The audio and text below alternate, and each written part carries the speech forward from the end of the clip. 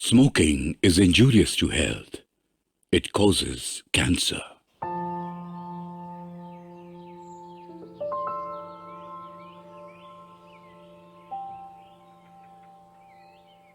BT road ছেড়ে বাসখানা পাশের একটা গলিতে ঢুকল। খোয়া ছড়ানো উঁচু নিচু গলি, চওড়া মোটেই নয়। শৈলেশ যতদূর জানে ও গলির আশেপাশের লোকালয় বলতে কিছুই নেই। বড় বড় বাগান আর টুকরো টুকরো চষা ক্ষেত। ও পথে অত বড় বাসখানা কোথায় যায় প্রতিদিন? সাইকেল নিয়ে শৈলেশ শহরে যাচ্ছিল। হঠাৎই থমকে দাঁড়াল। দুধারে দুটো কারখানার টানা দেওয়াল, উল্টো দিকে লোহার কাঠামো উঠেছে চারতলা ফ্ল্যাট বাড়ির জন্য। না আছে একখানা দোকান, না একখানা বাড়ি। বিটি রোডে পায়ে হেঁটে কত লোক চলেছে, কিন্তু গলির মধ্যে জানলা বন্ধ বাস গাড়ির সম্বন্ধে কারো এতটুকু কৌতূহল আছে বলে শৈলেশের মনে হলো না। লোক খুঁজে জিজ্ঞাসা করতে গেলে বাস ততক্ষণে দৃষ্টির আড়ালে চলে যাবে। পিচ বাঁধানো বড় রাস্তা ছেড়ে এবড়ো খেবড়ো গলিতে ঢুকল সে। শৈলেশের সন্দেহ একেবারে অকারণ নয়। মালিপাড়া থানা থেকে বেরুতেই বাসখানা তার নজরে পড়ে। সেই থেকে বরাবর সে ওর পিছনে আসছে।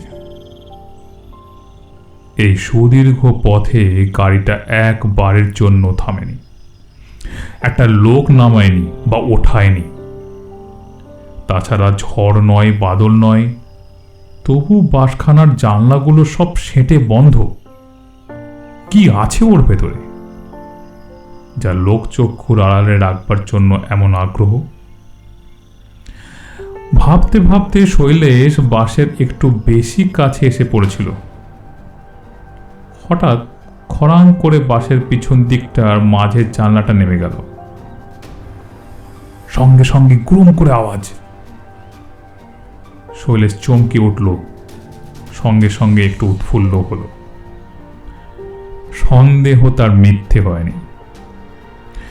সাধু উদ্দেশ্য নিয়ে বাস গলিতে ঢোকেনি, কিন্তু এখন নিজের দিকে মনোযোগ দিতে হয়।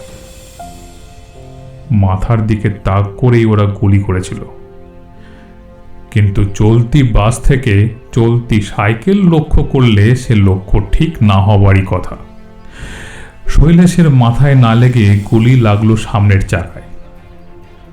সাইকেল সমেত শৈলেশ গড়িয়ে পড়ল রাস্তায়। নীরবে পড়ল না, গায়ে তার আঁচড় লাগেনি ঠিকই, কিন্তু গড়িয়ে পড়ার সঙ্গে সঙ্গে তবু মর্মভেদী চিৎকার করে উঠল। তারপর রাস্তায় পড়ল বলে রাস্তায় থাকবে এমনই কথা। ভাঙা সাইকেল নিয়ে শৈলেশ নর্দমার দিকে এগিয়ে চলল উল্টি পাল্টি খেতে খেতে, একেবারে মরণ যাতনা যেন। রাস্তার পাশে চওড়া নর্দমা। শৈলেশ গড়িয়ে তার মধ্যে পড়ল। সাইকেল রইল তার মাথার উপরে রাস্তার ধারে। বাস থেমে পড়েছে ওদিকে। শৈলেশ যেখানে পড়েছে সেখানে মাথার উপর একটা ঝাঁকড়া গাছ। তখন সন্ধে হয় হয়, কাজের জায়গাটাতে আলো ঝাপসা হয়ে এসেছে। সেই আধো আলো গর্তের মধ্যে থেকে অতি সাবধানে মাথা তুলল শৈলেশ। আসছে। বাস থেকে নেমে একটা লোক দৌড়ে এদিকেই আসছে। শৈলেশ কাঁধ হয়ে শুয়ে পড়ল নর্দমার ঢালুর ওপর মাথা রেখে, ডান হাত কোটের পকেটের উপর। সারা অঙ্গ নিস্পন্দ, কিন্তু চোখ দুটি পিটপিট করছে। তাকিয়ে আছে সমক পানে। পায়ের শব্দ ধীরে ধীরে এগিয়ে আসছে। মাথার ওপর সাইকেল, তার ওধার থেকে লোকটার জোর নিঃশ্বাস শোনা যায়। ওইখান থেকে ও যদি আরেকবার গুলি চালায়, শৈলেশের ভবলীলার সঙ্গ। আফসোস হল ওর। সাইকেল থেকে পড়েই যদি উল্টো মুখে ভোঁ দৌড় দিত, তাহলে এতক্ষণে নিরাপদ হতে পারত হয়তো। কিন্তু এরকম চিন্তা অন্যায়। তার কর্তব্য বলে কিছু নেই। বাঁচবার জন্য কর্তব্য হেলা করবে? কদাপি না। পিট পিট করে চাইছে শৈলেশ। লোকটাকে দেখতে পাচ্ছে এক একবার। সাইকেলের ওধার থেকে গলা বাড়িয়ে ও দেখছে শৈলেশের অবস্থা। শৈলেশ কিন্তু নিশ্চল। নিঃশ্বাস পর্যন্ত ফেলছে অতি ধীরে, একেবারে নিঃশব্দে। শৈলেশ বেঁচে আছে বলে বুঝতে পারলেই ও আবার গুলি চালাবে। গলির দুদিকে কাঁটা তারে ঘেরা বাগান। জনপ্রাণী কোথাও আছে বলে মনে হলো না। বন বাদারে ভরা নিরালা জায়গা। সন্ধ্যার আধারে ঘনিয়ে আসছে চোখের সম্মুখে। মৃত্যুর সঙ্গে পাঞ্জা লড়বার মতোই স্থান কাল পাত্র। সাইকেলের ওধার থেকে ঝুঁকে পড়ে লোকটা অনেকক্ষণ ধরে দেখল। জীবন যদিও থাকে, চেতনা নেই, এ বিষয়ে বোধহয় সে নিঃসন্দেহ হল। তাই সে গর্তের ভিতরে নেমে এলো। জামা কাপড় পরখ করে শৈলেশের পরিচয় নেবার চেষ্টা। ও যে পুলিশের বা শত্রুপক্ষের জ্বর, সেটা স্থির করতে পারলে ভজালির একটা ঘা। হাতের ভজালি সন্ধ্যার আধারেও তার ঝিকমিকি দিয়ে যাচ্ছে। লোকটা এসে হাঁটু গেড়ে বসেছে শৈলেশের একেবারে মুখের সামনে, মাত্র 1 ফুট তফাতে। ডান হাতে ছোড়া, বাঁ হাত শৈলেশের নাকের কাছে। নিঃশ্বাস পড়ছে কিনা সেটাই হয়তো বুঝতে চায়। আর দেরি করা চলে না। ডান হাতখানা শক্ত হয়ে উঠেছে লোকটার। এখনই ছোড়া মারবে। ঠিক সেই মুহূর্তেই কুণ্ডলি পাকানো কেউটে যেমন ফোনা তোলে, তেমনি করে তীর বেগে উঠে বসল শৈলেশ। তার হাতের পিস্তলের বাঁট এসে লোকটার কানের গড়ায় সজোরে মারল চোট। একটি শব্দ করবারও সময় পেল না। জলে ডুবতে ডুবতে লোক যেমন হাই ফাই করে, 2-1 তেমনি করেই উল্টে পড়ল শৈলেশের পায়ের তলায়। এবার পরখ করবার পালা শৈলেশের, কিন্তু সময় নেই। রাস্তার দিকে গলা বাড়িয়ে দেখল। ঘন ঘন টর্চ পড়ছে বাসের জানলা থেকে। দেরি হলে আবার কেউ এসে পড়বে। লোকটার পকেটে কটা জিনিস পাওয়া গেল। টর্চ, ক্লোরোফর্ম, সরু দড়ি, এই সব জাতীয় জিনিসগুলো সমেত জামাটা ছাড়িয়ে ওই দড়ি দিয়েই শৈলেশ তার হাত পা শক্ত করে বেঁধে ফেলল এবং জামাটা নিজের গায়ে চড়িয়ে হাতে নিল ভোজালিখানা। তারপর মাথায় রুমাল বাঁধতে বাঁধতে সে এসে দাঁড়ালো রাস্তায়। রাস্তায় টর্চ পড়ছে মিনিটে মিনিটে। বাসের ভিতর থেকে কে যেন একটা মোটা চাপা গলায় বলল, আরে দূর, কে জানে কেন যে এত দেরি করছে বেনোয়ারি। যে টর্চ ফেলছিল সে ফোড়ন কাটল। আরে 18 মাসে বছর, অথচ সব কাজে ওর এগিয়ে যাওয়া চাই। তারপরে সে বলে উঠল, ওই যে আসছে বাবু। মাথা নিচু করে দৌড়ে আসছে বেনোয়ারি, মাথায় একটা রুমাল বাঁধা। বাস থেকে টর্চওয়ালা প্রশ্ন করে, কাম ফাতে? শুধু জবাবে বেনোয়ারি বলে, সঙ্গে সঙ্গে বাসের পাশ কাটিয়ে সে এসে পা দানিতে উঠে দাঁড়ালো। নিচু গলায় বলল, চলো। ভিতর থেকে সেই মোটা গলায় প্রশ্ন, রে খতম করে এলি তো? জবাব দিল বেনোয়ারি। পুলিশ নাকি? টর্চওয়ালা মাঝখান থেকে বলে উঠল, মাথায় রুমাল বেঁধেছিস কেন রে? জখম হসনি তো? হুম। চতুর্থবার বেনোয়ারি একইভাবে জবাব দিল। আরো দেখো দেখি গেল। বাসের ভেতর থেকে চাপা স্বর অত্যন্ত বিরক্ত হবে বলে উঠল। কোথা থেকে যে পুলিশ জুটলো কে জানে। হ্যাঁ, ওদের টের পাওয়ার তো কথা নয়। রিজার্ভ বাস, জানলা বন্ধ। বাস তখন মোড় ঘুরেছে। দুটো হেডলাইটের একটা বন্ধ আছে, অন্যটার উপর আচ্ছাদন চাপানো আছে বোধহয়। না হলে আর তার আলো এত ঢিমে হবে কেন? সেই ক্ষীণ আলোতেই বেনোয়ারি দেখল প্রকাণ্ড লোহার গেট সম্মুখে, তাতে মোহনবাগানের শিল্ডের মতো মস্ত এক তালা। চাপা গলা ভেতর থেকে বলে উঠল, চাবি নে বেনোয়ারি, যা গেটটা খোল।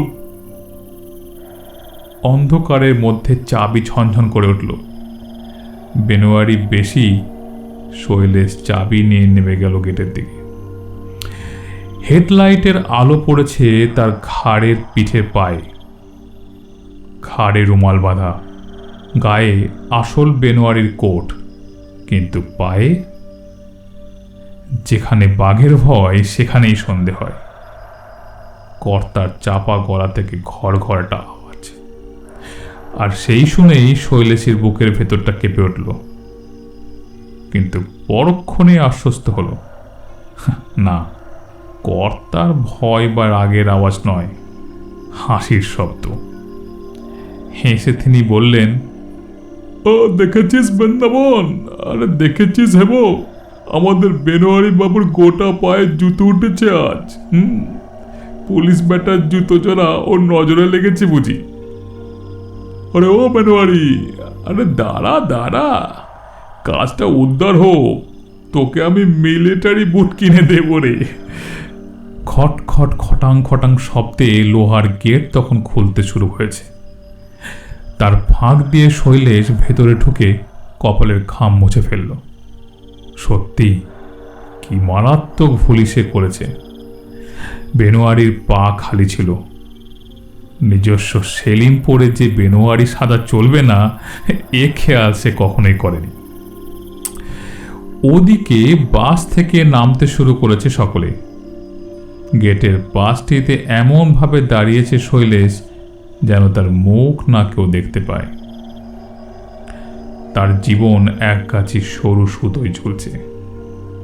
শৈলেশ ভাবছে বড় কঠিন জায়গায় সে মাথা গলিয়েছে। বাঘের গর্ত, জীবন নিয়ে বেরোতে পারবে কিনা সন্দেহ। ওদিকে বৃন্দাবন আর হেবো কি একটা ধরাধরি করে নামাচ্ছে বাস থেকে। হেবো হাঁকলো, তুই যে বড় রাজপুত্রের মতো দাঁড়িয়ে রইলি বেনোয়ারি, এই ধর না, 12 বছরের ছেলে হলে কি হবে, দুধে ঘিয়ে মানুষ, ভারী আছে মালটা। শৈলেশের সংকট মোচনে এগিয়ে এলেন কর্তা। চাপা গলায় ধমক দিয়ে বললেন, নে নে, ও ছোড়াটাকে মাটিতে ফেলিস নে বাবু। থানে থান ফেরত দিতে না পারলে বাবার কাছ থেকে টাকা আদায় হবে না। ফুটফুটে একটি ছেলে, বছর 12 বয়স হবে, কাপড় দিয়ে মুখ বাঁধা, হাত পা বাঁধা দড়ি দিয়ে, তাকে চ্যাং দোলা করে গেটের ভেতরে নিয়ে গেল ওরা। শৈলেশের পাশ দিয়েই তারা গেল। যাবার সময় কর্তাকে শুনিয়ে টিটকিরি দিল, থাক বেনোয়ারি, তুই মালিকের কাছেই থাক। একটা পুলিশ মেরে কর্তার পেয়ারের লোক হয়ে পড়েছিস, এখন মাঝখানে তোর কোনো কাজ না করলেও চলবে। চল চল চল। শৈলেশ সে টিটকিরির জবাব দিল না, জবাব দেওয়া চলে না। বাস যতক্ষণ চলছিল ততক্ষণ হু হা করে কাজ সে চালিয়ে নিয়েছে, তা বলে এখন বাপ রে। কর্তা তখন বাস ড্রাইভারকে বলছেন, ও ভাই হীরা সিং, যাও গ্যারেজে ফিরে যাও, রাত্রের মধ্যেই নিজের জায়গায় হাজিরা হতে হবে তোমাকে। কাল আমি সাহেবের সঙ্গে দেখা করব। সাহেবের পাওনা তোমার পাওনা সব আমি মিটিয়ে এসেছি। তবু সাহেবকে আর তোমাকে থ্যাঙ্কস দিতে তো যাবই, এখন থেকে আমরা ফ্রেন্ড হলাম কি না। হীরা সিংয়ের মুখের ভাবটা ঠাহর করতে পারল না শৈলেশ। ড্রাইভারের সিটের কাছে আলো নেই, কিন্তু হীরা সিং যে কর্তার ফ্রেন্ডশিপের আশ্বাসে খুব উল্লসিত হয়েছে তা বলা চলে না। বোঝা গেল তাকে চুপ থাকতে দেখে। রাম রাম হুজুর, এরকম জাতীয় সম্ভাষণও তো দেওয়া উচিত। কর্তা এই নীরবতা লক্ষ্য করলেন। একটা অশ্রাব্য গালি তার ঠোঁটের ডগা থেকে মৃদুভাবে পিছলে পড়ল। তিনি মিলিটারি কায়দায় গেটের দিকে পিছনে ফিরলেন। তারপর হুকুম করলেন, ও বেনোয়ারি, যা গেটটা বন্ধ করে দে। কর্তা ভেতরে চলে গেলেন। শৈলেশ গেটের বাইরে এসে দাঁড়ালো। বাস তখন ঘুরছে। হীরা সিংয়ের 16 আনা মনোযোগ তখন সামনে রাস্তার দিকে। এই ফাঁকে শৈলেশ নিঃশব্দে বাসের পেছনে উঠে হীরা সিংকে নিয়ে বিটি রোডে পৌঁছে যেতে পারত, কিন্তু শৈলেশ তা করতে পারে না। সরকারি শান্তিরক্ষক হিসেবে পারে না, স্বাধীন দেশের মানুষ হিসেবেও সে পারে না। ওই যে হাত মুখ বাঁধা ছেলেটিকে ওরা জঙ্গলে ঢাকা যক্ষপুরীর মধ্যে নিয়ে গেল, যতক্ষণ না ওকে উদ্ধার করছে ততক্ষণ নিজের নিরাপত্তার কথা চিন্তা করবার কোনো অধিকার শৈলেশের নেই। কাজে নিঃশব্দে গিয়ে বাসের পিছনে সে উঠল না, বেশ সশব্দেই ডাকলো, ও সর্দারজি। সঙ্গে সঙ্গে মাথা রুমালে হাত দিয়ে তাতে পকেটের ক্লোরোফর্মের শিশি উজাড় করে দিল। হীরা সিংকে ছেড়ে দেওয়া যেতে পারে না। क्या हुआ? बोले हीरा सिंह खार फेरालो। मालिक जी आपके वास्ते ये 100 रुपया बख्शिश भेजा। बोलते बोलते एगिए गेल शैलेश। बख्शिश 100 रुपया? आधारे आलोटा ज्वले उठल चट करे। टाकाटा गुने निते हबे तो। गाड़ीते उठे हीरा सिंहेर सम्मुखे दाঁড়ালো शैलेश। तार हाथे सादा मतो कि एकटा रयेछे, নোটের তাড়া হবে হয়তো। হীরা সিং হাসি মুখে হাত বাড়ালো বসে বসেই, কিন্তু শৈলেশের হাতের জিনিসটা হীরা সিংয়ের হাতে না এসে মুখের ওপর এসে বসল। কি বিটকেল গন্ধ! হাত দিয়ে হীরা সিং ভিজে রুমালখানা নাকের ওপর থেকে সরিয়ে ফেলার চেষ্টা করতে লাগলো, কিন্তু বসা অবস্থায় গায়ের জোর তেমন চলে না। তাতে আবার শৈলেশ নিতান্ত রোগাপটকাও নয়। ক্লোরোফর্মের নেশায় হীরা সিং ক্রমে আচ্ছন্ন হয়ে গেল। তখন কোটের পকেট থেকে বেরোলো দড়ি। হীরা সিংকে পিছমোড়া করে বেঁধে রেখে বাস থেকে নেমে এলো শৈলেশ। ওর মুখটাও বেঁধে রেখেছে, ওরই নিজের পাগড়ি খুলে। বেনোয়ারি পকেট থেকে পাওয়া সেই ক্লোরোফর্ম আর দড়ি যা করেন জগদ্দম্মা। এই দুই অস্ত্রে যদি শত্রু নিপাত না হয় তবে আর কোনো উপায় নেই। পকেটে একটা পিস্তল আছে বটে, কিন্তু গুলি গালা চালানোটা বিপদ আছে। একটা লোক যদি মরেই যায়, মানে দৈবাতক্রমে যদি মরেই যায়, তা হোক না ডাকাত, কিন্তু তার জীবন নেবার কোনো অধিকার কি আছে শৈলেশের? একটা আলোর রেখা এসে পড়েছে জঙ্গলে ঢাকা বাড়িটার ভিতর থেকে। সেই আলো লক্ষ্য করে খুব সাবধানে এগিয়ে চলল শৈলেশ। পায়ে কাঁটা ঝোপ পাচ্ছে। কতকাল থেকে বাড়িটা পুরো অবস্থায় আছে কে জানে। আলোর রেখা বেরোচ্ছে জানলার একটা চির খাওয়া পাখির ফাঁক দিয়ে। তাইতে চোখ দিয়ে দাঁড়ালো শৈলেশ। ঘরের ভেতরটা বেশ দেখতে পাওয়া গেল। মিটমিট করে লণ্ঠন জ্বলছে। কর্তা বসে আছেন সেই 12 বছরের ছেলেটির কাছে। বৃন্দাবন আর হেবো বসেছে কর্তার দিকে মুখ করে, একটু তফাতে। অবাক শৈলেশ। কর্তা বেশ সুপুরুষ, লম্বা চওড়া চেহারা, অর্থাৎ রং চোখ মুখ বড় ঘরের ছেলের মতো। কিন্তু হলে কি হবে, একটা নির্বাচ শয়তানের ছাপ এমন সেটে বসেছে চোখে মুখে যে সেদিকে তাকালে ভয় হবে। ছেলেটির মুখের রুমাল খুলে দেওয়া হয়েছে, পায়ের বাঁধনো, হাত দুখানি তখনও দড়ি দিয়ে বাঁধা। একটা জিনিস শৈলেশের আশ্চর্য লাগলো, কর্তার সঙ্গে ছেলেটির মুখের চেহারার বেশ মিল। এক ঠোঙা খাবার হাতে নিয়ে কর্তা বলছেন, খাও প্রতাপ, খাও।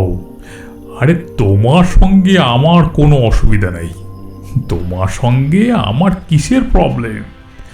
প্রবলেমটা হচ্ছে তোমার বাবাকে নিয়ে, ঝগড়া তোমার বাবার সঙ্গে। তোমায় ধরে এনেছি শুধু তাকে জব্দ করব বলে। দু একদিনের মধ্যে তার সঙ্গে একটা মিটমাট হয়ে যাবে, করেই ছাড়বো। তখন তোমায় আবার বাড়িতে রেখে আসবো। আরে খাও বাবা, খাও। এই নাও, দেখো তোমার জন্য কি এনেছি। এই বলে একটা লেডিগিনি প্রতাপের মুখের কাছে তুলে ধরলেন কর্তা। ছেলেটা গোয়ার, দড়ি বাঁধা হাত তুলে কর্তার হাতে যে জোরসে ধাক্কা দিল, লেডিগিনি ছিটকে গিয়ে পড়ল একেবারে হেবর নাগের ওপর। কর্তা রীতিমতো রেগে আগুন আগুন চোখে একবার প্রতাপের দিকে তাকিয়ে ঠোঙাটা ঠেলে রাখলেন একপাশে।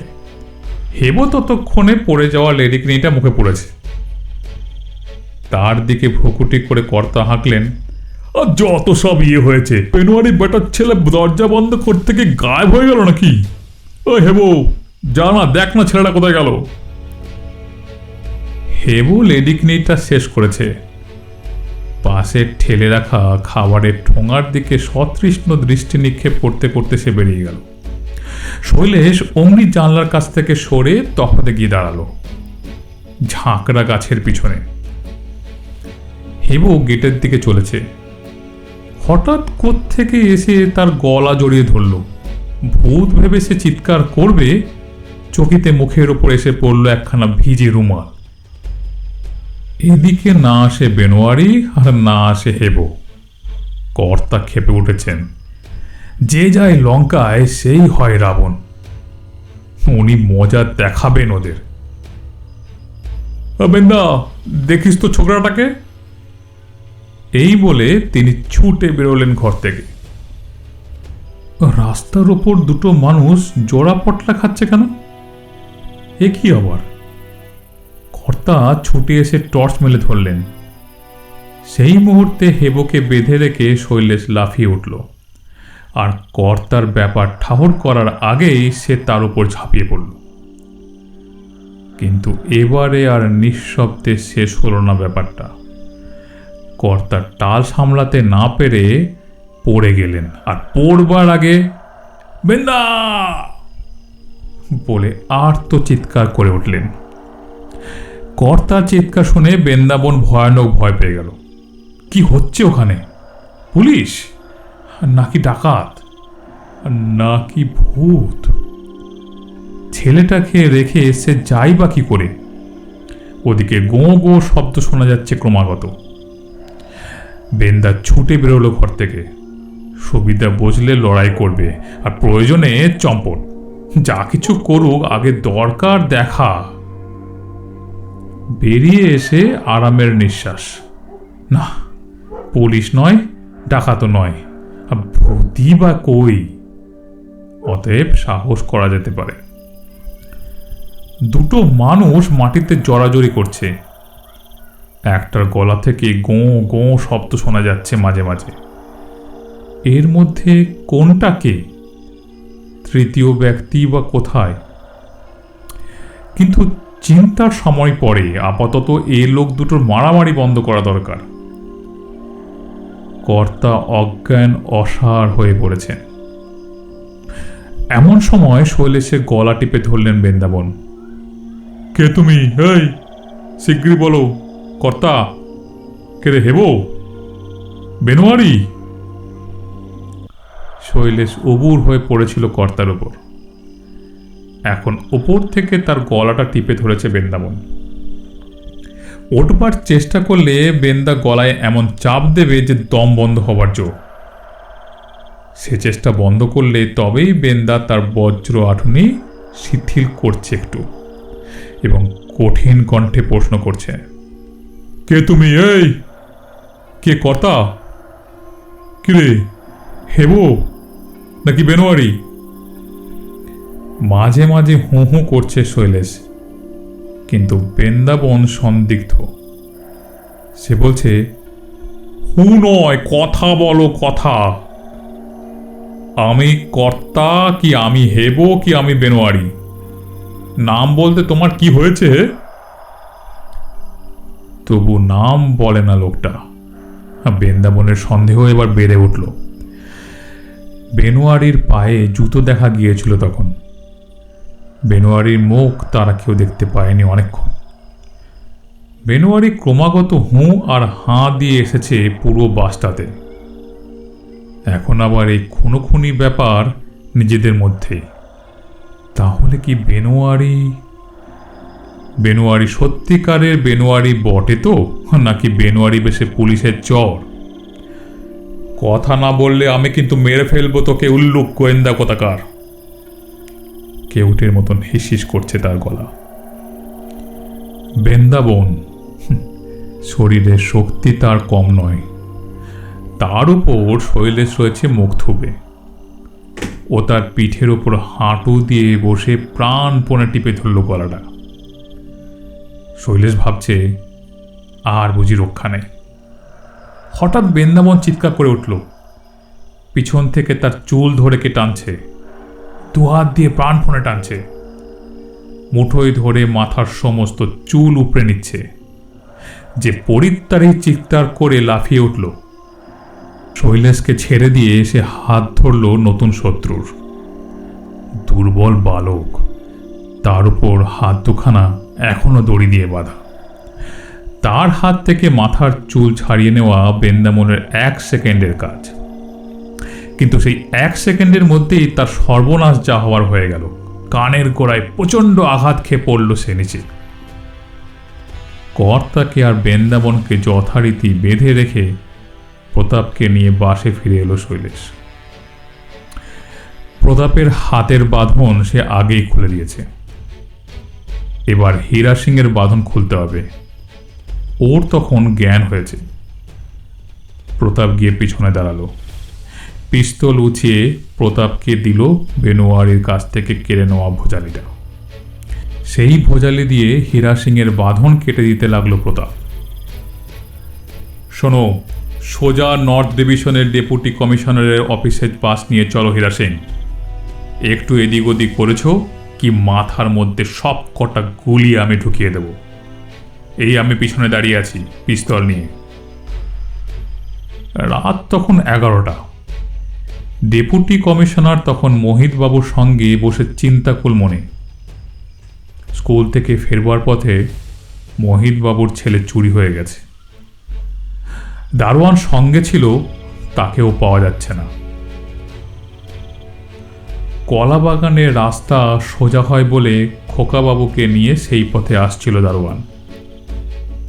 এমন সময় কেউ এসে তাদের দুজনকেই গায়েব করেছে। সে খবর পাওয়া মাত্রই মোহিতবাবু ডেপুটির কাছে এসে পড়েছেন। চারিদিকে থানায় থানায় টেলিফোন। শিয়ালদা হাওড়া স্টেশনে বড় বাজারের সমস্ত গুন্ডার আড্ডায় স্পাই পাঠানো হয়েছে। হুলুস্থুলুস চলছে সেই থেকে। মোহিতবাবু ধনকুবের এবং ডেপুটি সাহেবের ব্যক্তিগত বন্ধু। রাত 11টায় ক্লান্ত হয়ে ডেপুটি এসে জানলায় দাঁড়িয়েছেন। হঠাৎ বলে উঠলেন, আরে মোলো, একখানা বাস ধরে নিয়ে এলো কে? আমার রিজার্ভ বাস দেখছি। চকিতে মোহিতবাবু হারানিধি ফিরে পেলেন এবং 10 মিনিটের মধ্যেই সেই রিজার্ভ বাস চলল বাগান বাড়ির দিকে। কিন্তু এবার খালি বাস নয়, বাস ভর্তি পুলিশ ফোর্স। রাস্তার নর্দমায় পড়ে আছে বেনোয়ারি, শৈলেশের সাইকেল এবং বাগানে পড়ে আছে মোহিতবাবুর ভাই দীনেশ। আর তার সঙ্গে আছে হেবো, বৃন্দাবন, নামজাদা 2 গুন্ডা। সবাইকে আনতে হবে তো। মোহিত দীনেশ সহোদর ভাই। পৈতৃক সম্পত্তি ভাগাভাগি হয়ে গিয়েছিল প্রায় 10 বছর আগে। সেই থেকে নানা বদখেয়াল দীনেশের সর্বস্ব উজাড় হয়ে গিয়েছিল। ওদিকে হিসেবি মোহিতবাবুর টাকা বেড়ে উঠেছে 10 গুণ। ভাইয়ের প্রয়োজন মতো প্রচুর সাহায্য এ যাবৎ মোহিতবাবু করেছেন, কিন্তু কত টাকা লোকে জলে ফেলে দিতে পারে। ইদানিং মোহিতবাবু বলেছিলেন, আর আমার কাছ থেকে রেস খেলবার টাকা তুমি পাবে না দিনেশ। আর তার দরুনই এই ছেলে চুরি। দীনেশকে তার কুসঙ্গীরা বুঝিয়েছিল, ছেলেটাকে এনে গুম করে রাখলে 2-1 লাখ টাকা মোহিতবাবুর কাছ থেকে অনায়াসেই বেরোতে পারে। আর সম্ভবত হয়তো বেরোতও, যদি না সন্ধেবেলায় শহরের দিকে যেতে যেতে রিজার্ভ বাসখানা শৈলেশের চোখে পড়ে যেত। মোহিতবাবু শৈলেশের হাত দুখানি ধরে ফেললেন। তুমি যা হোক একটা কিছু জিনিস আমার কাছ থেকে চেয়ে নাও বাবা, কি করলে আমি কৃতজ্ঞতা। শৈলেশ কথা থামিয়ে বলল, কৃতজ্ঞতার কথা যদি তোলেন মশাই, আমি ঋণী কম। প্রতাপ এসে বেন্দার চুল ধরে টেনে না তুললে আমি তখনই শেষ হয়ে যেতুম। খুব সাহসী ছেলে আপনার প্রতাপ।